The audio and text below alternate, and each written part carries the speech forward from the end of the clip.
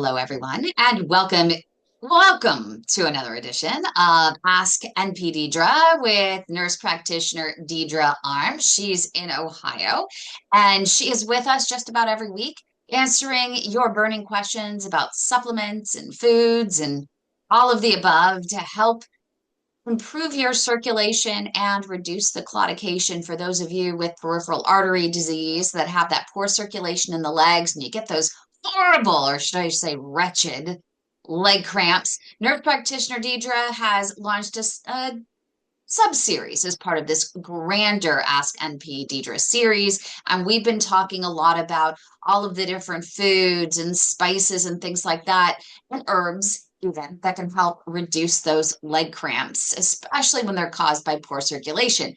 One of the ways in which you can do that is finding those foods and spices and herbs, and of course supplements as well, that help to thin your blood. And that'll help the blood get through some of those narrowed arteries, especially in your legs.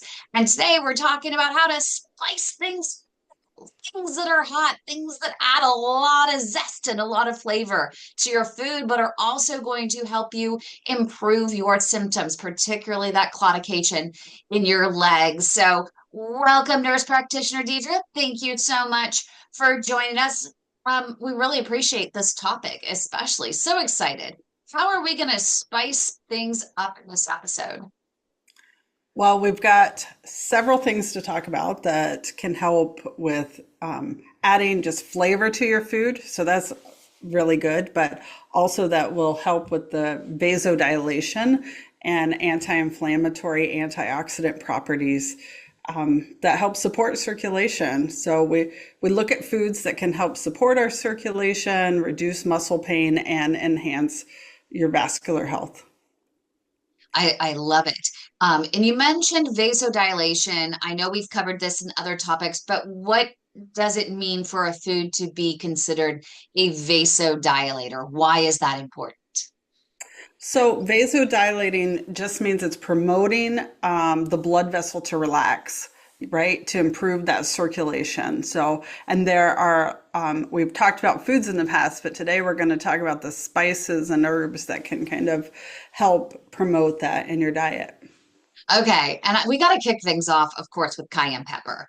I have heard so much, and I have quite a few questions about cayenne pepper in particular. And I just had a patient come to me at the Global PAD Association and said, I actually, and I didn't know this existed, that you can get cayenne pepper in capsules.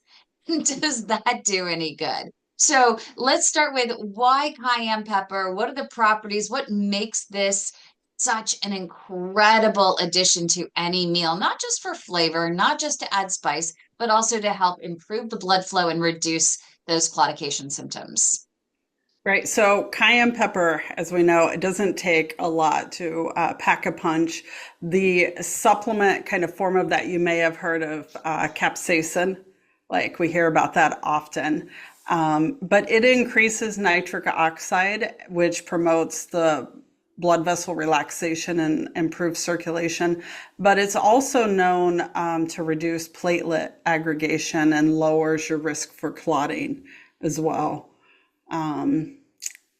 And when you talk about the platelet aggregation, so I just want to put it in a different way. So there are two major types of blood thinners that are out there. You have your antiplatelets, like your aspirin, your clopidogrel or Plavix, and your Brilinta. And then on the other hand, you have your anticoagulants, and those are like your warfarin, Coumadin, Eliquis, as well as Xarelto. And the way Dr. Anita Duwa, who's been on our show quite a few times before, she's a vascular surgeon over at Mass General over in Boston, Massachusetts. She describes the differences. You have your antiplatelets. So those are like the Legos, and those antiplatelets prevent the Legos from just connecting together.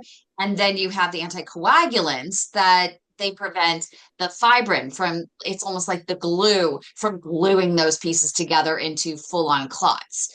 And I'm not sure if you've heard it in that way, but that's the way she describes it. I love that. I love that analogy totally. So, So the cayenne pepper is the antiplatelet. It's kind of like the aspirin or the Brilinta or the Plavix and clopidogrel. Right, and you can eat it like fresh, dried cayenne, cayenne capsules. Um, Now, and we all have a different tolerance for how much cayenne we can tolerate, but to be therapeutic in the dosing, you need like a half to a teaspoon a day. And I know when I do it on like fish, I can only sprinkle a little bit for me. So it has to, for me, I'm somebody who could supplement, and that supplementing would be 500 to 1,000 milligrams per day. That's kind of researched a little bit more and like what's a therapeutic dose. Oh wow. So they're you really need a pretty good dosage of Right. it. Unless, I mean, if you think about a half a teaspoon or whatever in a day, you could really spread it out on different things. You can put it on your eggs. Usually I like it a little bit, especially on the weekends. I'll make some scrambled eggs with some kimchi with mushrooms and tomatoes and avocado and spinach, and then I'll add some cayenne pepper to it. And I can usually handle a little bit more because the kimchi is already spicy, so I kind of know what I'm getting into with it. So I don't mind adding a little bit of that. And then I pair it with an orange to cool things down. Um, but you can also add it, what, to a salad? What other ideas do you have? So I have added it to soups. I like to add it to fish because your white fish a lot of times does not have a lot of flavor. So if you really want to spice that up, so I like to do it that way. That's probably the biggest way that I add cayenne to mine. Some people will add it into the like juicing and stuff, but that's, you know, it's however you tolerate. Like my tolerate how I tolerate spices is on this low level. I know some of them make my nose run. I used to get ginger shots, ginger, cayenne pepper, and a little bit of turmeric, and so cayenne and some lemon. Wow, that would make my nose run. Yeah. It's that spicy. Oh, and my eyes water too. Yeah. And I And know that Mike actually, he's here in a live studio audience in Canada. Mike, do you want to? I see you smiling. You're dying to get something in here. Do you want to comment, or do you have a question for Practitioner Deidre in regards to cayenne pepper?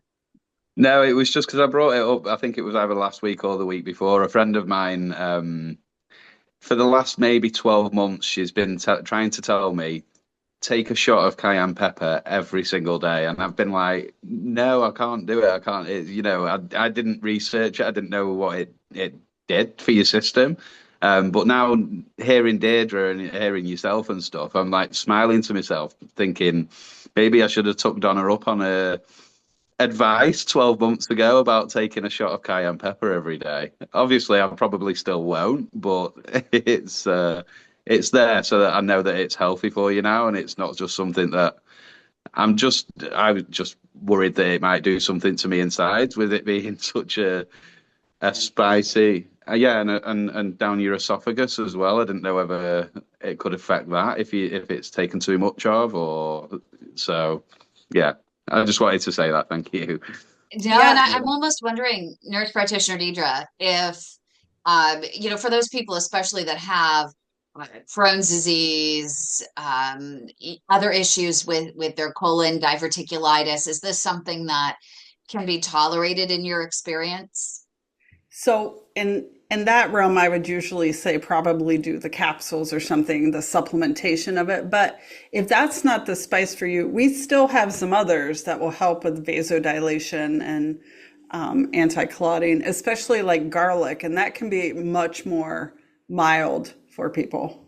But I'm curious with the cayenne before we get into the garlic is for example, as soon as we started thinking about doing this particular episode, I have had a cayenne pepper jar in my cabinet for like 3 years. And I'm thinking, maybe it's no longer as potent as it could be if I, got it literally just recently, or if I found a more natural source or more fresh source, I would say online. Does the time that you have it, the shelf time, make a difference in the quality or the potency of the cayenne pepper that you would have, let's say, in a jar that you're sprinkling things on?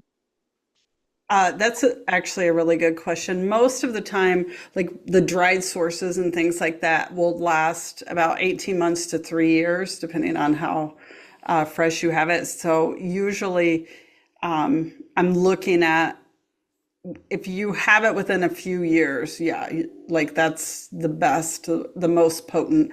I don't know how far something has to be out to be considered like not effective if we're trying to work with increasing like nitric oxide and relaxing the vessels. I don't know how after the 18 months to 2 years it starts to decrease, like how fast. Yeah, I mean, just it might be different with, for example, with olive oil. In olive oil, you should consume, it should be bottled and consumed within 6 months, but it can last up to a year. It just starts losing its potency in terms of the antioxidant punch over the course of time. But what about garlic? Garlic, I just went, you would be so proud of me today. I served my dad a Caesar salad, made the dressing fresh, and I literally took the garlic and I minced it in my little garlic mincer myself. And so I had fresh garlic in there, and I put an entire garlic into this, two servings of dressing, one for my dad and one for me.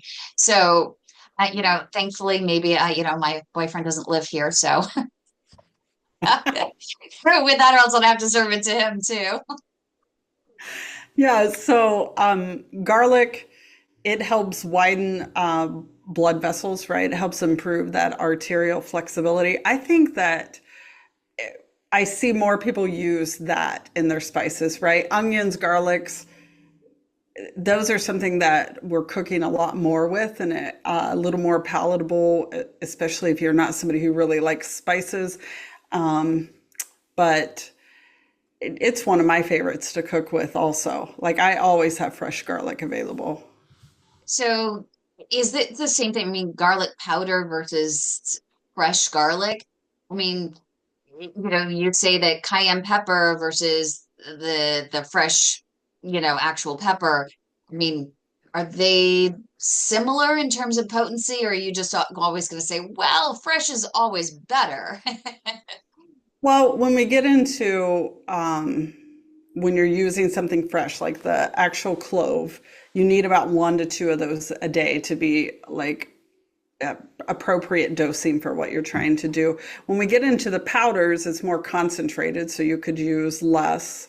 Yeah, because when you think of the garlic powder, you don't, it's less of that to equal 1 to 2 cloves a day. When we get into supplementing, and it's often called alicillin when you're supplementing. So if you're reading a label of supplement and it says has alicillin in it, that's garlic and garlic extract. And so usually around 600 to 1200 milligrams of that a day is optimum. And when is the best time to take some of these supplements? Is it, um, for example, when you're taking, blood thinners, they always say to take it at a certain time, or, taking like iron supplements, better to take them in the morning when and have it with, a cup of orange juice or an orange or some other citrus. Is there any best practice to take these types of supplements? Really, it depends on each one of them, their absorption, how they're metabolized and everything. So the cayenne pepper, before your meals or in the morning. And why would you do that? Because it helps to boost metabolism and circulation. But some people on an empty stomach could really have some irritation with that. So you'd really want, if you have a more sensitive stomach, you really wouldn't want to do that, but that's the best time. And then with the garlic or alicillin on an empty stomach as well, because the raw garlic is the most effective on an empty stomach. But the ones that are aged, that garlic extract that's aged can be taken with food if it causes discomfort. Okay, should we go on to turmeric? Turmeric's one of my favorite, except the problem with turmeric is it stains absolutely everything, whether it's glass, whether it's metal, whether it's plastic. I mean, everything. And I think we've even had the story I shared where I stained the carpet and had to repaint, which I didn't realize you can paint carpet, strip it and paint it. I had to do so. Yeah, I do remember that. Yeah. So, turmeric is actually one of the most studied herbs out there. It really helps with chronic inflammation, and it helps um, with kind of blocking some of those inflammatory drivers for arterial disease as well. And we use it often for reducing oxidative stress, but it's it is used for everything. Turmeric is like there's so much anti-inflammatory properties like packed into turmeric, and when you combine that with ginger, you're really boosting mitochondrial and helping your energy production as well. And with turmeric, I mean, so that's probably one that you would say, okay, really, really focus on taking the supplement. To get the full dose, because when you're looking at it, like if you're taking it fresh turmeric root or the powder or supplementing, in food you need 1 to 3 grams, which can be about a half to a teaspoon per day.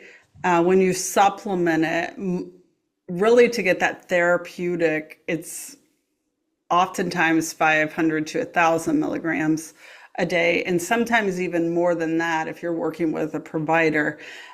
Just be mindful that black pepper helps with better absorption of turmeric as well. And so I actually have an old dog that I sprinkle turmeric in his food, her food every day. Really? Yeah. And do we notice a difference, or do we just have to hope that that it's making a difference on the inside? So I have noticed it in many of my patients. I had a woman who was 90 years old with rheumatoid arthritis, and the only thing she ever took was high dose turmeric. And her hands were crippled, and she could still get out in her garden and garden every day. It was the only thing that helped the inflammation and helped her. So I've seen it in those extremes.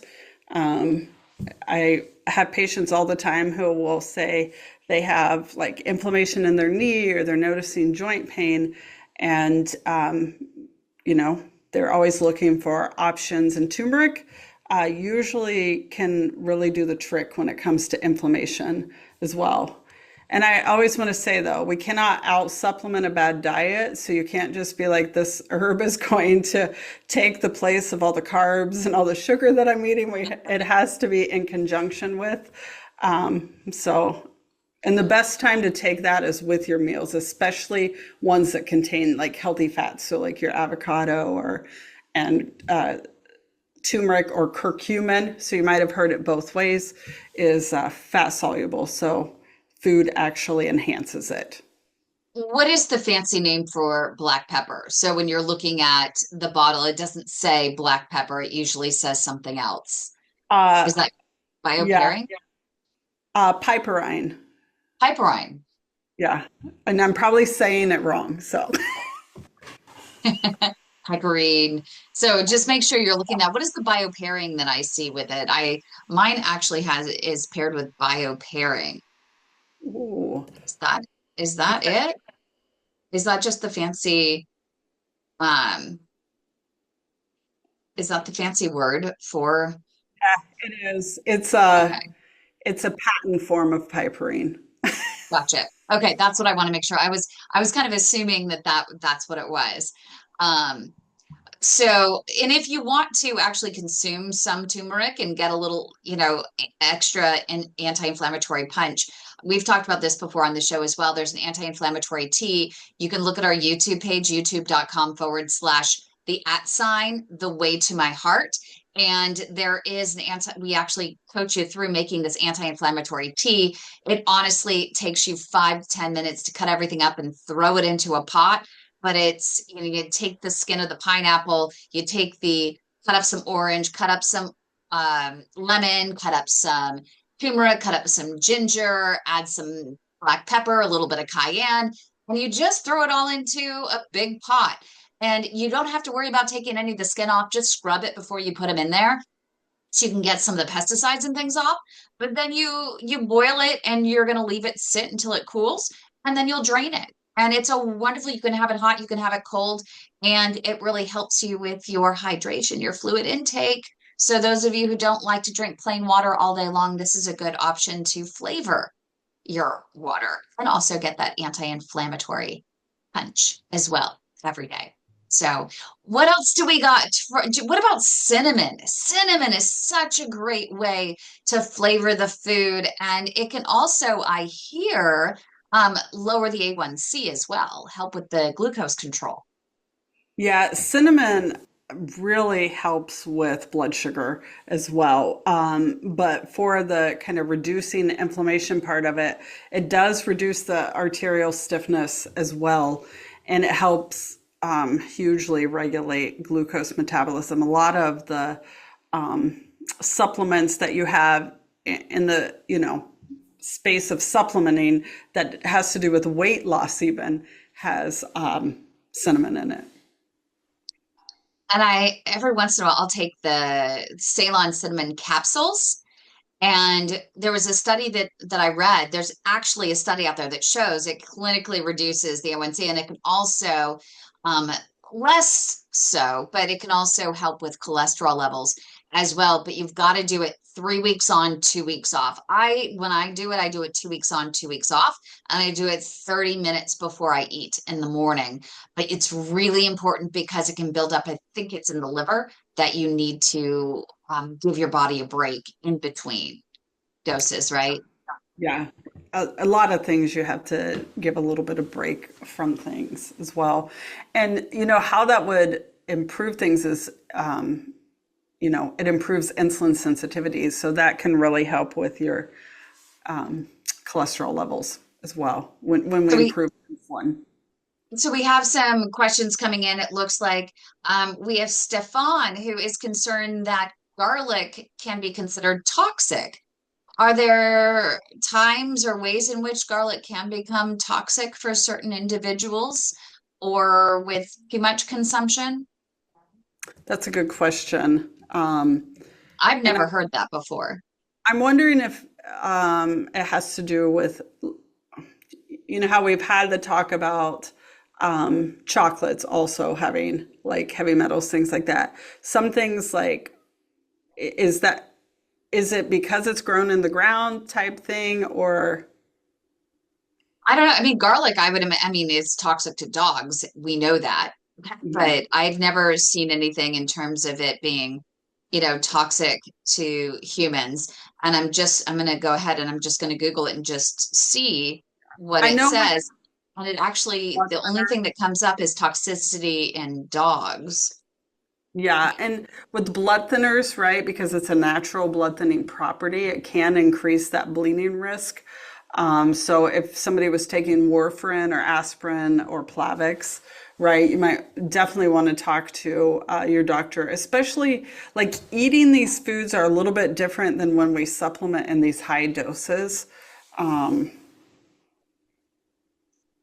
And you do want to make sure, as we always remind you in anything, is there is too much of a good thing, and you do need to make sure. I think with anything, if you have too much of it, if you're overdoing it, you're not dosing in a normal fashion, as per the instructions and in coordination with your own care plan that has been provided by your healthcare team.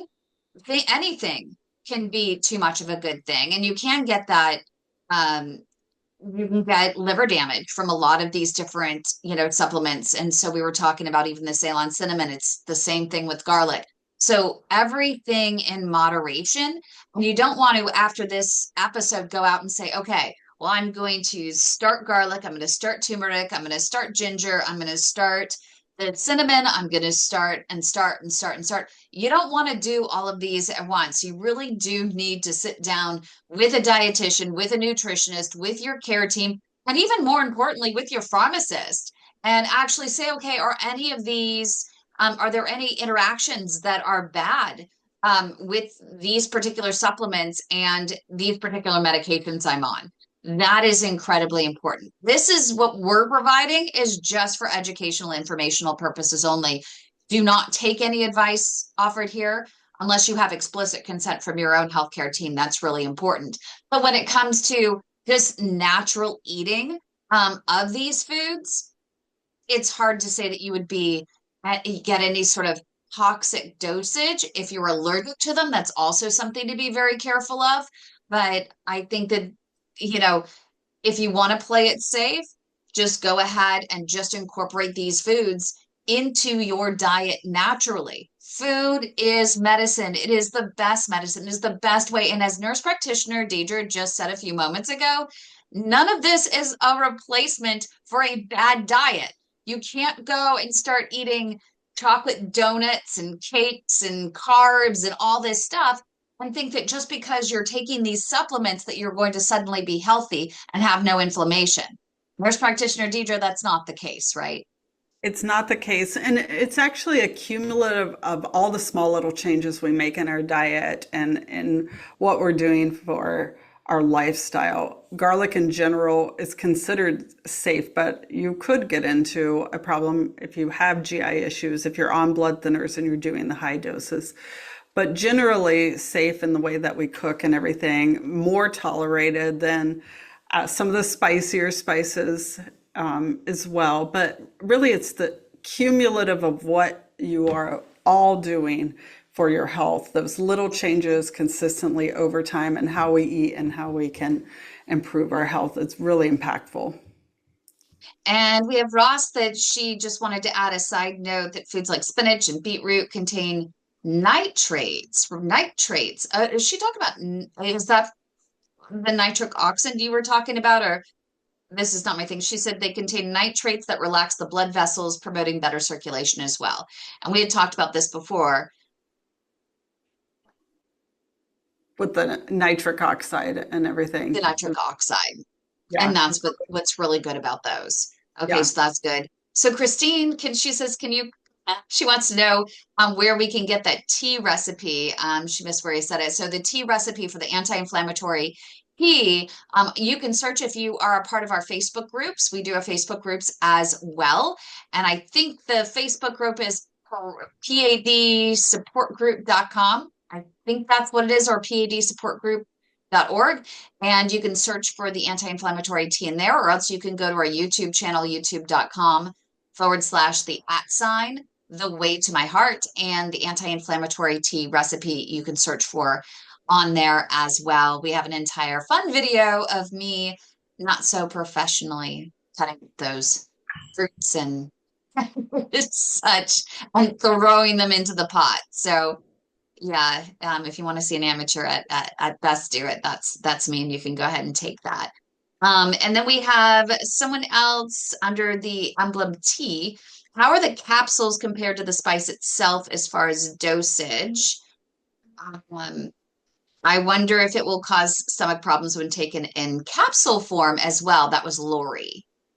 Which one are we talking about? Like cayenne pepper, like the capsaicin? Either that or the garlic. I mean, you were mentioning that there's some stomach upset potentially with whether it's the cayenne pepper or the garlic. Right. And sometimes I'll tell people, like, start with the lower dose, see how you do. If you do have a more sensitive stomach, you can always take it with food. That's all, like if you're supplementing as well, and start a little bit lower. I have cayenne pepper to me, like, hands down, it doesn't take much for me to notice that I've had it. So your ginger is another one where people may notice that one being a little, although ginger is great for an upset stomach, they may feel that if they have acid reflux that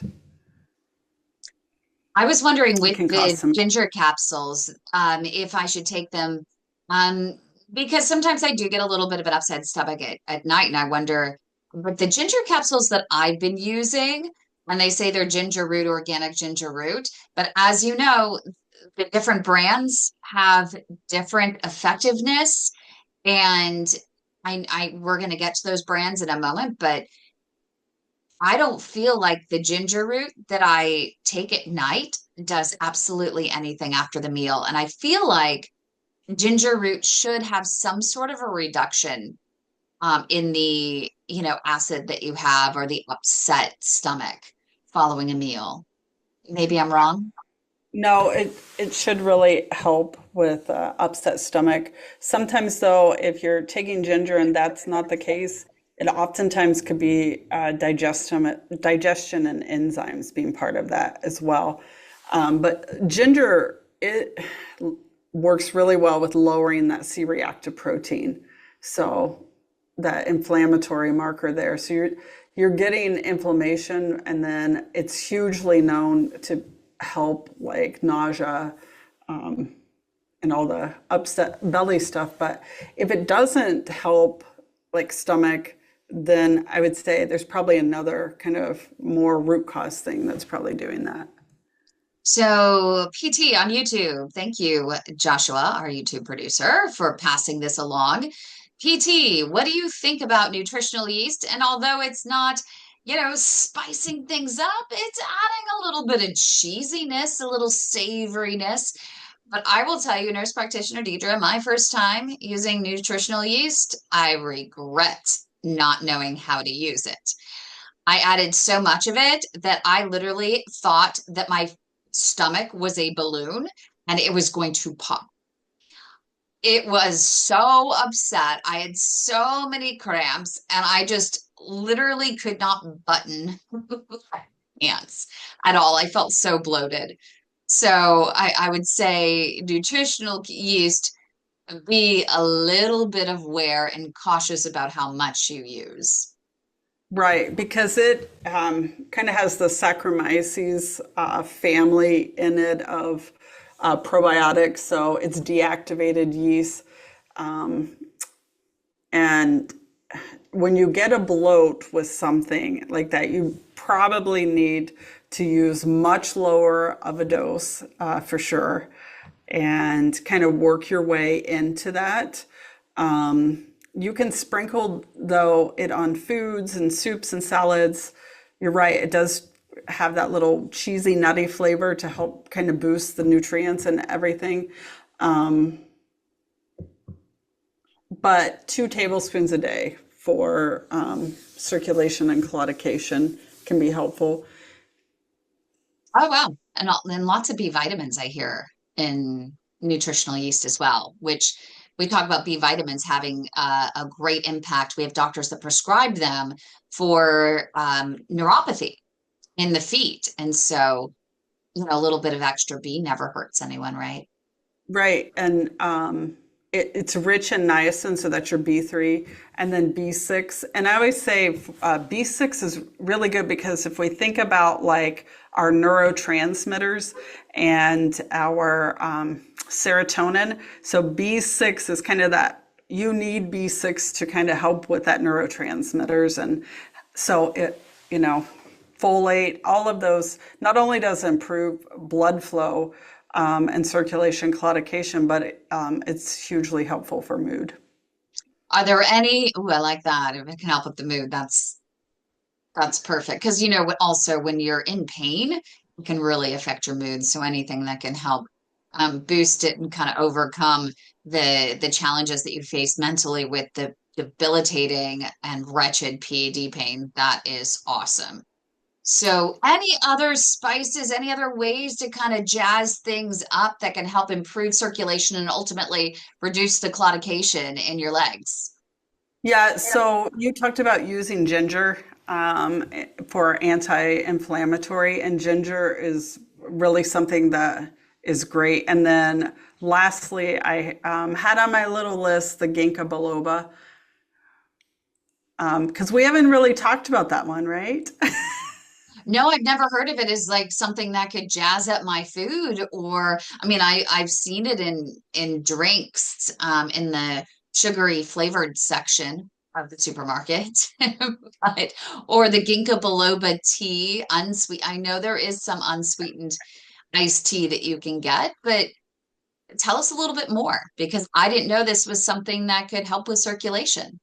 Right, so it can help by improving capillary perfusion. So it increases oxygen supply to the muscle, right? And it can reduce oxidative damage that's that contributes to like fatigue. So ginkgo biloba is really a good kind of thing to be adding in. And tea or standardized supplements would be the way that you would get ginkgo biloba for sure.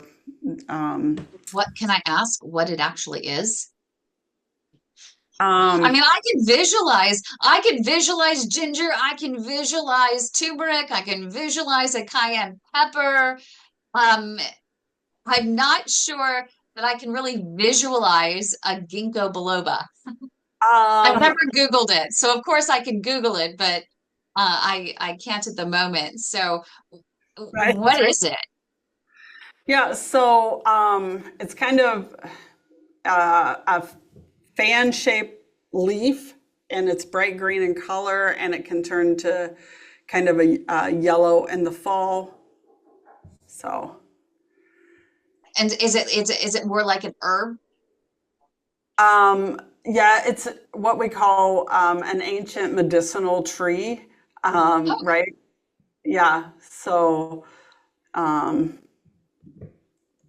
So what would something, yeah, I mean, look like? Because obviously, we can't take, and I mentioned this earlier, but we can't take, I mean, with everything that you've been mentioning, the turmeric, the cayenne, the garlic, the ginkgo biloba, all of the above. I mean, that's how many, that's already two, four, six, eight. I think with everything we've discussed, that would be 10 capsules yeah, a and we don't. day.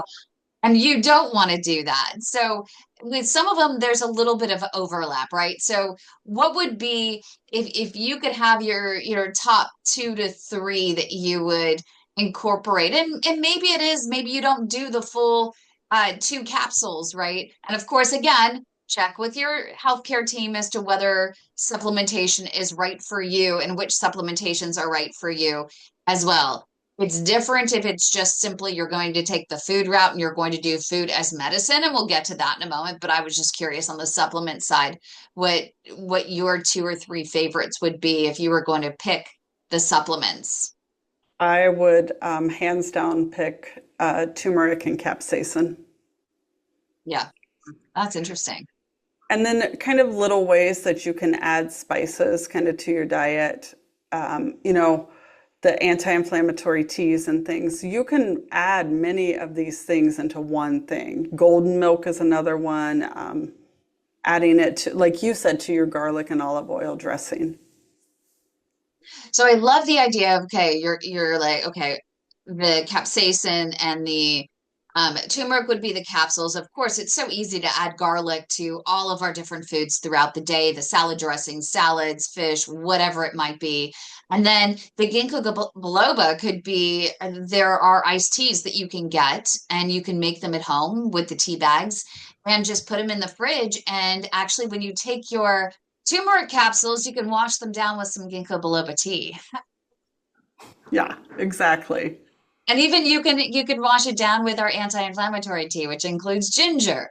So you can have different flavored waters. Just in our refrigerator, we have um, big jugs, glass jars that we just make every single week on a Sunday. We just make a different type of iced tea or a flavored water that includes some of these anti-inflammatory ingredients. And as I say, you could spice it up and make it different every single week. And it takes literally just a few minutes to cut things up, put a few tea bags in there, and then let it cool and put it in the jars and in the fridge. And it's a great way to just also increase that the fluid intake that you need, throughout the day. And you're getting that extra anti-inflammatory punch. And I love with that ginkgo biloba, and I think that that's worth repeating for those who are even just tuning in, because that's not something that I have heard before. And for those patients, especially that have issues with the capillaries, the small vessels that branch off of the main arteries, especially in the feet. And if you have wounds that aren't healing and you're dependent, let's say the doctor opens up those arteries and you're just really dependent upon those capillaries. What do you think, Nurse Practitioner Deidre? Do you think that it's worth a little ginkgo biloba tea just to I see if it'll help? I do. There was in the Journal of Cardiovascular Pharmacology in 2013, they did a study on ginkgo biloba and how it increased pain-free walking distance by 20 to 30% in people with PAD. So, What? yeah, Are you kidding? no, So why isn't this something that is more mainstream? Because what's interesting to me is that they just released, it's all over. If you look up PAD, peripheral artery disease, under the news, almost every single one of the news items is all about this new STRIDE trial where they're talking about the semaglutide. semaglutide, Yeah, Ozempic, Wegovy, those GLP-1, that's so much easier for me to say, um, drugs. And they had a huge trial, more than 1,000 patients, and they showed a significant reduction in claudication and improved walking distance in patients that were on those particular weight loss and diabetes drugs. And they were talking about not having any sort of major breakthrough in medications for this since cilostazol. And cilostazol, as you know, is a vasodilator. We've talked about it before on this episode, and that is part of the 2024 PAD guidelines here in the United States, that it's supposed to be used or prescribed for patients to help reduce claudication and improve the walking distance. But I had never had anyone mention anything about ginkgo biloba, and I wonder if it's because it's not a prescription drug, for number one, and number two is, despite where it was published, do they consider that a small trial, or is that was that a pretty large study? Because that can also make a difference, and right. just simply why it wasn't more mainstream. Yeah, I could pull it and probably send it to you and look at it and see what it. But oftentimes when it's herbal things, we don't hear it mainstream. Like we have to be digging for it. Or it'll take a while, and the pharmaceutical companies will say, that's interesting. I wonder if I could create a prescription strength Oh, ginkgo biloba that we could ultimately sell. I mean, if you look at it, statins, what's the main ingredient? Red yeast rice. mhm. I mean, So there's a lot of natural things used in yeah, these pharmaceuticals. I love that. So is there anything that we are missing? I'm kind of taking a look to see if we're missing any of the questions. Hello to Robert Castleberry and Patty, and we have quite a few people, Patricia and Christine and Roz and Stefan and Lori. Thank you so much for joining in on social media. We have quite a few people out there. If there are any last minute questions, make sure to get them into the comment section right there. A thank you to Mike and Heinz. And I don't know who iPhone 41 is, but thank you for being here as well. And a big thank you to our YouTube producer, Josh. Heinz or Mike, any insights or questions while you have Nurse Practitioner Deidre here on how to personalize the information that she has offered for your own diet plan? No, not from me. I think I'm good. Thank you. I've just been listening along. I've been taking notes and writing things down. So I've got a little list now going of things that I'm learning about. So thanks for that, Deirdre. You're welcome.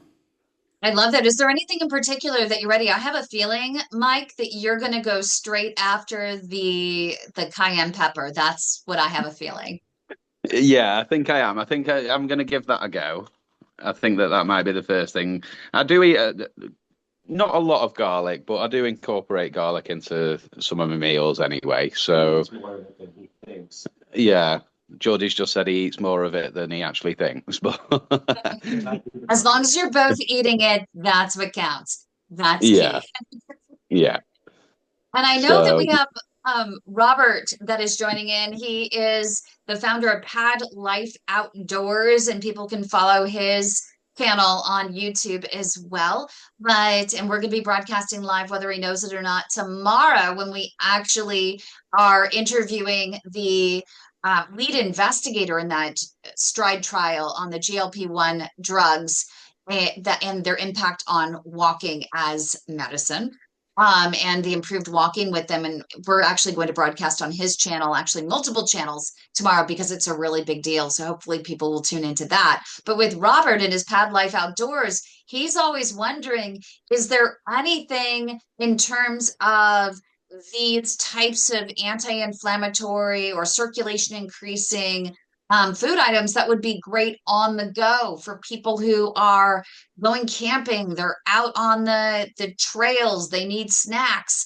Any ideas for those types of situations, whether it's with the garlic or the turmeric, or I can give you one. What I do for my dad for his snacks on the go is I create a little bag of raw nuts, and I add a little bit of garlic, I add a little bit of onion powder, and I add a little bit of cayenne, and I shake them up.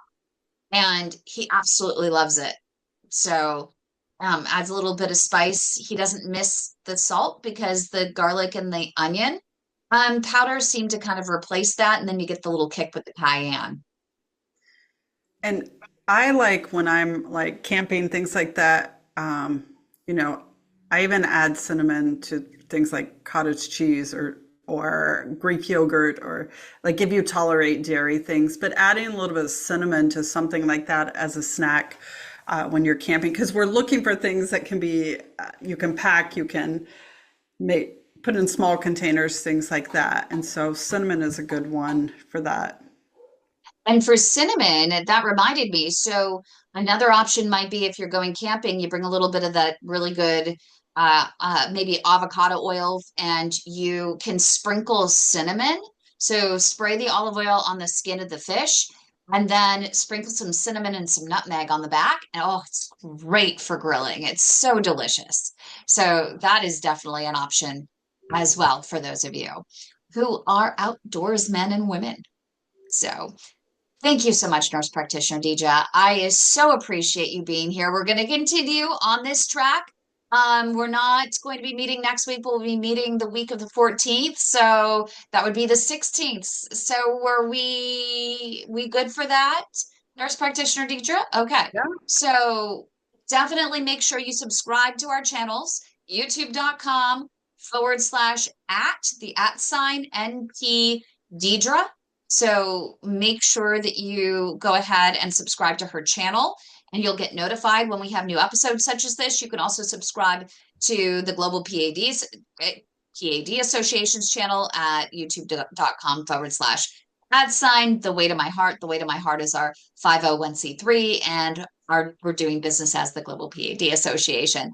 But don't forget also to like this video, and make sure if you've watched this video and you have more questions about this topic, go ahead and get them in comments. We'll gather them and we'll address them on the 16th. But we appreciate you, everyone. Thank you so much for being here, and especially to you, Nurse Practitioner Deidre. Thank you for donating your time.